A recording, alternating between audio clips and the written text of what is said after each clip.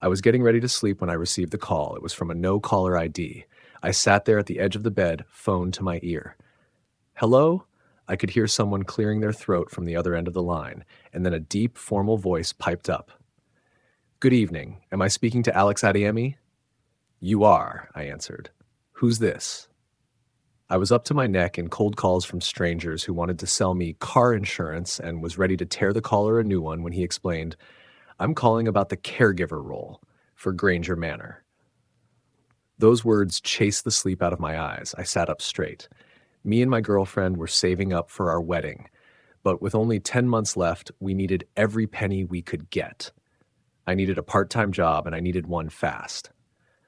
But finding a good, decent job these days was like finding water in the Sahara. So it's no surprise that I applied for this caregiver vacancy 2 minutes after it went live on Indeed. We like your CV and would like to invite you for an interview, the caller continued. His voice was soft, silky smooth, so smooth it was almost unnerving. He sounded like one of those ASMR YouTubers. Would you be free tomorrow morning? 8:30 a.m., to be exact. I didn't miss a beat. I'll be there. I never expected them to call me back half an hour after I applied. 11 at night, no less. But I just assumed they were as desperate for employees as I was to earn some money on the side. It was a match made in heaven. The interview was done over Zoom. The next morning, I sat at my dining room table, hunched over my laptop, headphones pressed into my ears as I joined the call. The video call flickered to life, and a middle-aged man appeared on my screen. He introduced himself as Damien. No surnames, just Damien. He looked as professional as he sounded. Slicked back dark hair as black as night, well-groomed beard, suit and tie. He smiled, but if there was even a shred of warmth left in that smile, it didn't reach his pale blue eyes.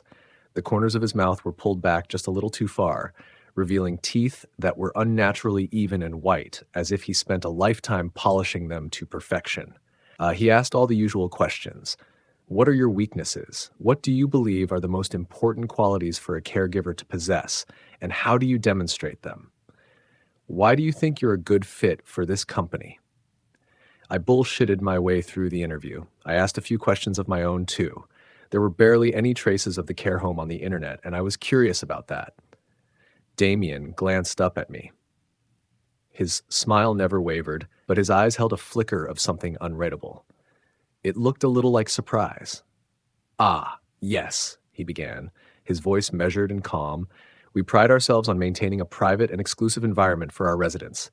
Many of them prefer a more discreet approach, away from the prying eyes of the public. It sounded like he was reading from a rehearsed script. I ignored the red flags. Looking back at it, I ignored a lot of red flags. Money sometimes makes you blind. In the end, I got the job. I started work the next evening. I kissed Celine goodbye and was out the door. The place was a 45-minute drive from our house in the ass-crack middle of nowhere. Frank Ocean sang his heart out on the car radio as I sped through the highway on a foggy night. The long road ran through the woods, and I drove past miles and miles of tall birch trees that stretched up to the cloudy sky. All around me, there was nothing but forest. The care home was nestled at the end of a quiet street in a gated community. It was a small, old-school bungalow with neatly trimmed bushes and colorful flower beds on the lawn. I parked up, stepped out, and headed to the front door. Just as I raised my hand to knock, the door creaked open, revealing a tall man in the dimly lit hallway. "Good evening," Damien said with that smooth yet hollow voice. "Alex, was it?" I nodded, swallowing the lump in my throat. "Yes, that's right." I shook his hands. "Nice to meet you." Something about the man gave me unease. "Come in." He stepped aside with an almost mechanical grace. "We've been expecting you. Anything to drink? Coffee? Water?" "No, thanks. I'm good." The door closed behind me with a soft thud. The tall man gestured for me to follow him down a narrow hallway, and with each step, the unease in my chest tightened its grip. The radio was playing softly in the background. As I listened, the crackly voice became clearer. "We interrupt our regularly scheduled programming to bring you a special report. We have just received word that Pearl Harbor, Hawaii has been attacked by Japanese forces. I repeat, Pearl Harbor has been attacked." Damien must have noticed my curiosity. "You're probably wondering why we play old news broadcasts like this one," he chimed in, his voice steady. It's not just for nostalgia's sake, although that does play a part. It's about keeping a connection to the past alive, especially for our older residents. Now that he mentioned it, the entire house looked like it was frozen in the past.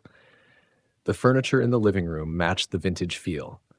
Plush armchairs with floral upholstery sat alongside polished wooden side tables. A few framed black and white photographs adorned the walls, capturing memories from what seemed like a distant past. Smiling faces at family gatherings, couples dancing at social events, a little girl building a sandcastle, a slender ballerina posing on her tiptoes.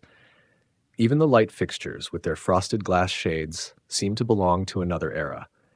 The soft, dim glow they poured into the room added to the cozy yet eerie atmosphere. It looked how you'd expect an old people's home to look. There was only one thing missing. Where are all the residents? I thought out loud. Damien stopped abruptly. Apart from the ticking of the grandfather clock on the wall and the crackle of wood from the fireplace, there was no sound apart from the news reporter on the radio.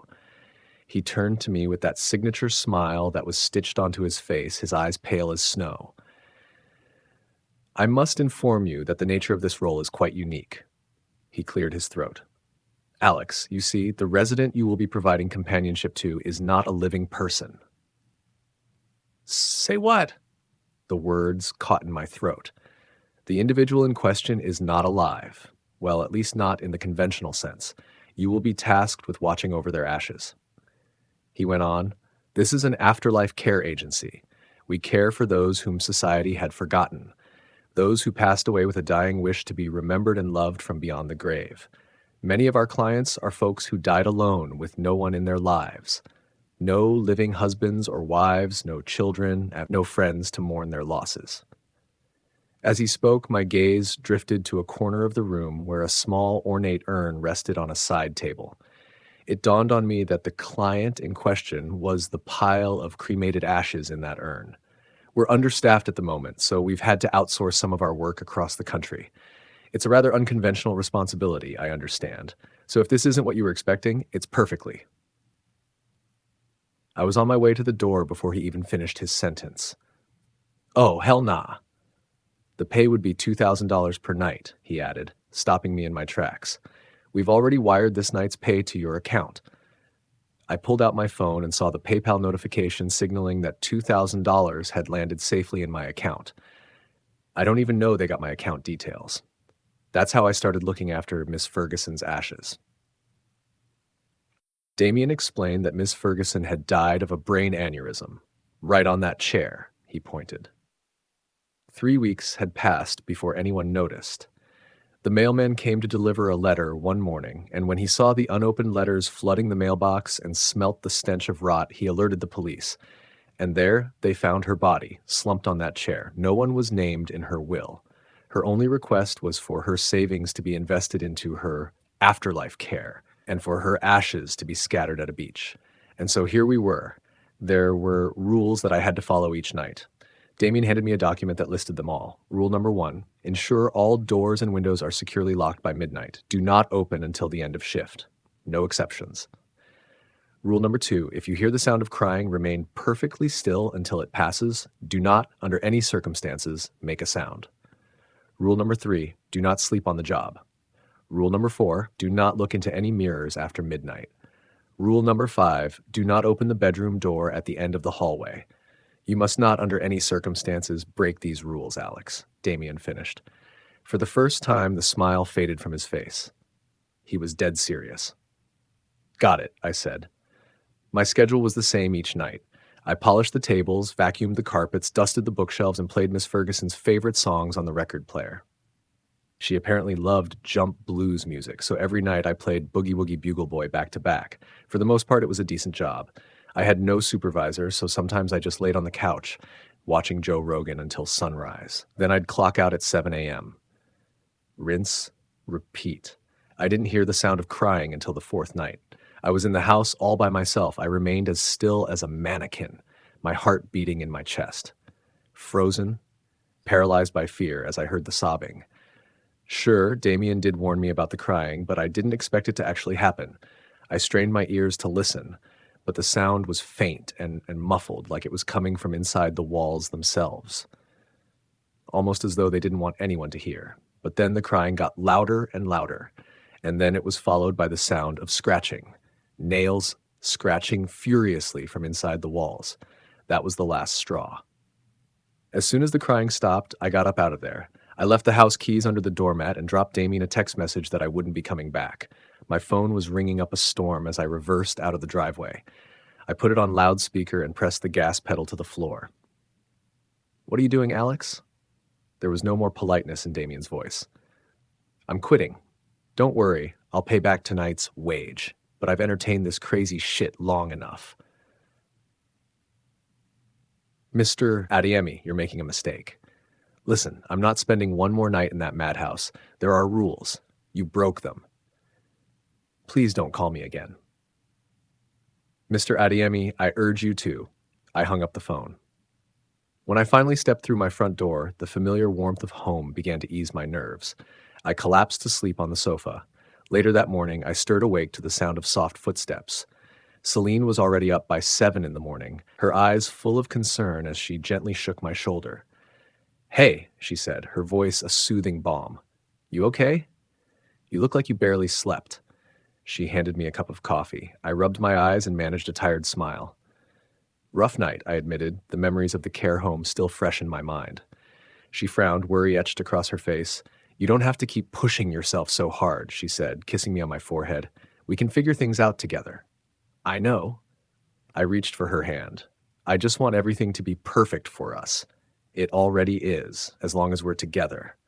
She squeezed my hand and smiled gently. "Just had my performance review, been pushing for that senior product manager role. If I get it, it'll make things a little easier for us."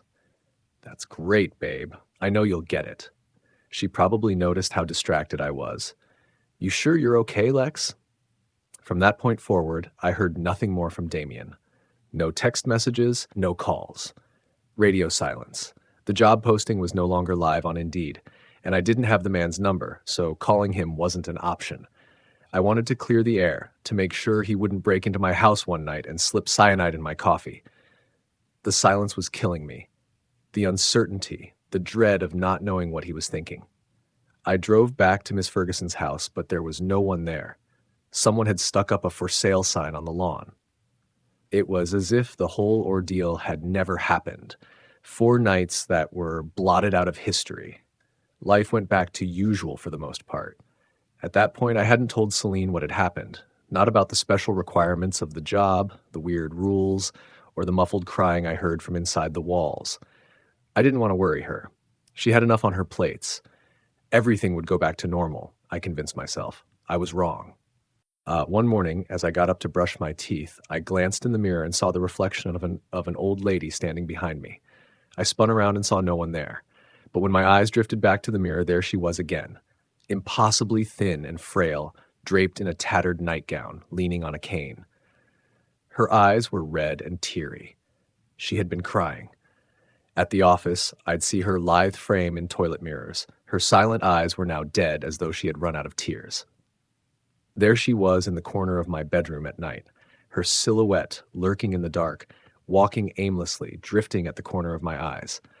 But when I looked directly at her, she'd vanish again. Everywhere I went, I'd hear the tap, tap, tap of that cane as she followed me. But she was invisible to everyone else. It didn't take long for me to start losing my appetite. I ate less. My eyes became sunken, hollow from the sleepless nights. I lost some weight, and my face was gaunt. I stopped going to the office because I was terrified. I locked myself in my house and hid under the covers. That was the only place I was safe from her. I had no choice but to confess everything to Celine. She did what she could to support. She set up appointments with a therapist, stayed awake with me after my night terrors, took time off work to be around more. But still, I drifted slowly into the deep end of madness. We ended up canceling the wedding, but the torture didn't stop there. Soon I began seeing Miss Ferguson's urn in random places too. I stepped into my bedroom one evening and there it was, sitting on my nightstand as if it had always been there. Each time I found it, I tried to get rid of it, moving it to the attic, locking it in the basement, even throwing it out with the trash. But no matter what I did, it always returned, undisturbed and pristine. And if it wasn't the urn haunting me, it was the old lady with that cane of hers. Tap, tap, tap. Maybe she's trying to tell you something, Celine suggested one night. We were laying on the sofa together as I ran my hand through her hair. Miss Ferguson was staring at us from the corner of the room. I tried to ignore her. Is she here with us now? Celine asked. Yeah, she's right there, I pointed to beside the dining room table. I could see that made Celine uneasy. She shifted slightly, her body tensing. Perhaps she just needs something to be at peace, Celine added, her eyes lingering on the corner of the room. Perhaps. I was suddenly reminded of Miss Ferguson's will. She wanted her ashes to be scattered at a beach. I might have an idea. That following morning, I stepped out of my front door for the first time in what felt like an eternity. I squinted at the blinding sunlight, feeling the fresh morning breeze on my face. It was a 50-mile drive to the closest beach. The open road stretched out ahead, winding through coastal towns and past towering cliffs laced with wildflowers swaying in the gentle breeze. Miss Ferguson's urn was riding shotgun on the front seat. The world outside my car seemed to slow down. You have a lot of time to think about everything when you're out on the road. And that whole journey, all I could think about was Miss Ferguson. I had so many questions. What did she do for a living? Did she have any children? Was she ever married? Why did she want her ashes to be scattered at the beach? I never cared to ask Damien any of these questions, but all of a sudden these things seemed to hold more weight, more value. Finally, the beach appeared in the distance, a stretch of sand bordered by rugged cliffs and soft waves. I parked the car and stepped out onto the sand, the grains warm beneath my feet. The wide ocean stood before me, stretching into the distance, forever. The sun was still climbing over the horizon. I hired one of the small boats from the fishermen and paddled it out until I was far out in the calm waters. I sat there for a moment with Miss Ferguson's ashes. It was quiet out there, nothing but the lapping of the waves, the faint cries of the seagulls above, the breeze of the wind. All you wanted was to be cherished by someone, I said to no one in particular. Then it all hit me. All of my emotions collided like a car speeding into oncoming traffic. The fear, the sleepless nights, the confusion, the numbness, all of it mingled with a deep sense of sadness. The sadness I felt for Miss Ferguson, for all the years she felt alone, isolated, forgotten. Tears fell from my eyes before I realized I was crying. With trembling hands, I opened the urn. I'm sorry, it must have been so lonely, so painful, I said. But this isn't where you belong. You can let go. You can find peace now. I scattered her ashes into the sea, and as I watched it drift away, I felt a heaviness lift off from my shoulders. I never saw Miss Ferguson again after that.